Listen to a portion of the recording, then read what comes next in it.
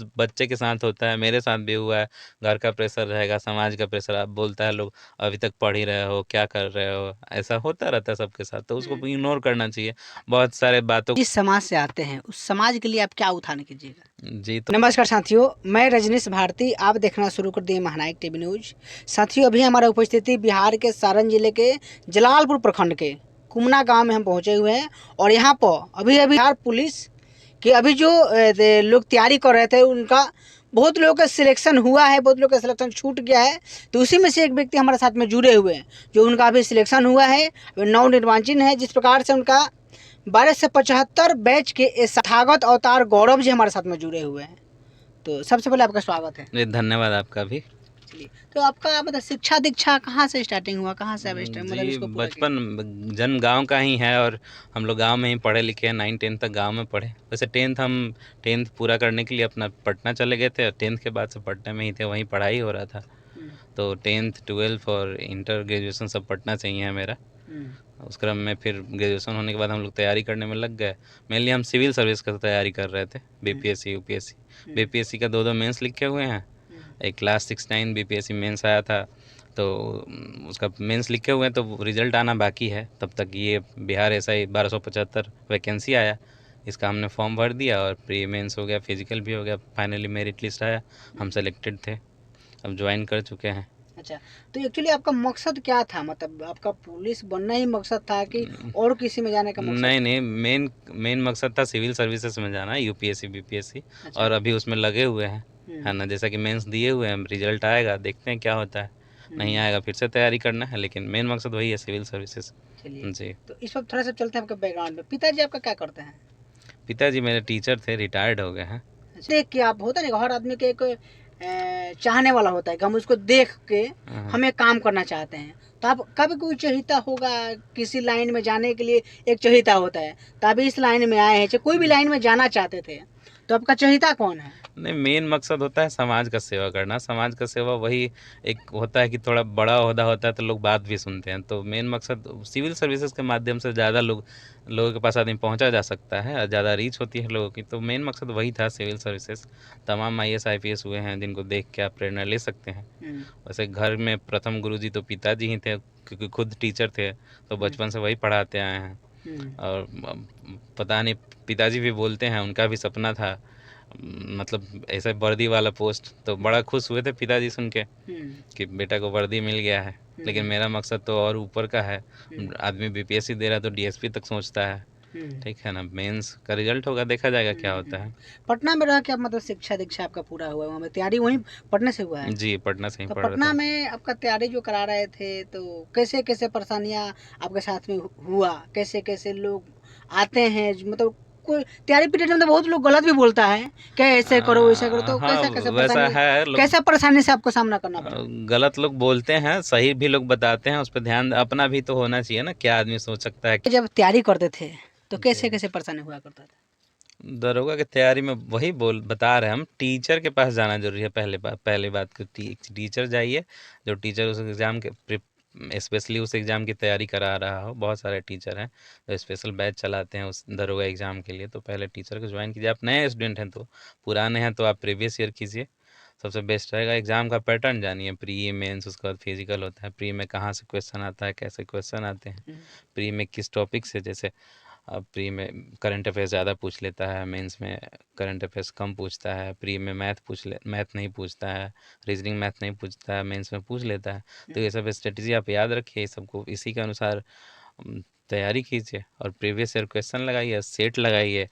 अब सेट लगाइए तो एक बार लगा लीजिए, फिर दोबारा उस सेट को पढ़ा कीजिए, नहीं तो एक एक सेट लगा लिया, अपना चेक कर लिए, और उससे रिलेटेड अब एक क्वेश्चन है, उसमें 4 ऑप्शन होते हैं, चारों ऑप्शन को आप देखिए, चारों ऑप्शन से रिलेटेड कुछ कुछ याद कीजिए। आप ध्यान दीजिएगा तो कुछ ना कुछ याद आएगा उससे रिलेटेड जीके। तो एक 4 ऑप्शन वैसे ही बेवजह नहीं दिया जाता है, उससे रिलेटेड आप क्वेश्चन तैयार कीजिए, उसके बारे में सोचिए, याद कीजिए क्या क्या हो सकता है, क्या नहीं हो सकता है। आप कई भाई या कई भाई कई बहन है? जी, हम 4 भाई और एक बहन है।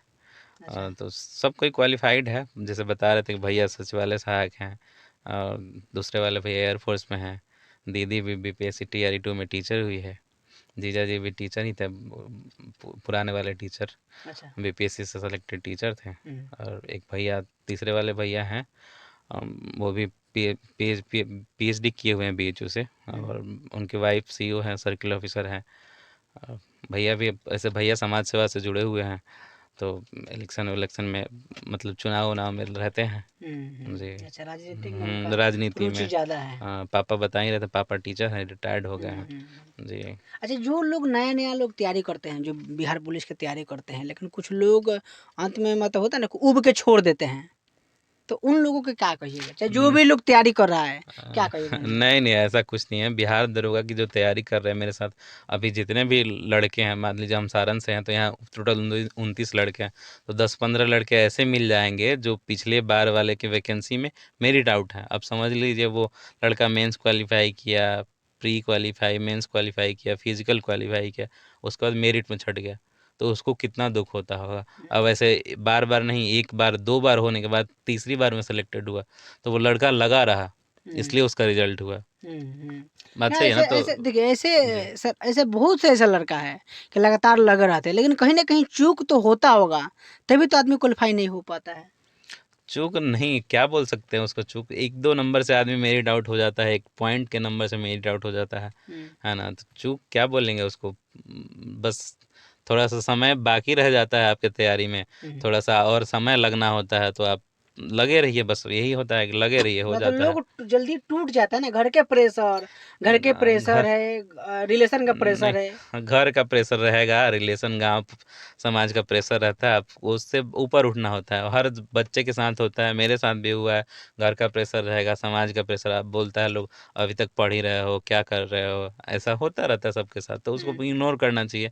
बहुत सारे बातों को इग्नोर करके चलना होता है, आपको हम्म, पढ़ना है, पढ़ने के लिए शांत माइंड चाहिए। हम्म। ठीक है ना? जी। लेकिन कुछ लोग तो उब के बाहर चला जाता है, दिल्ली पंजाब हरियाणा चला जाता है।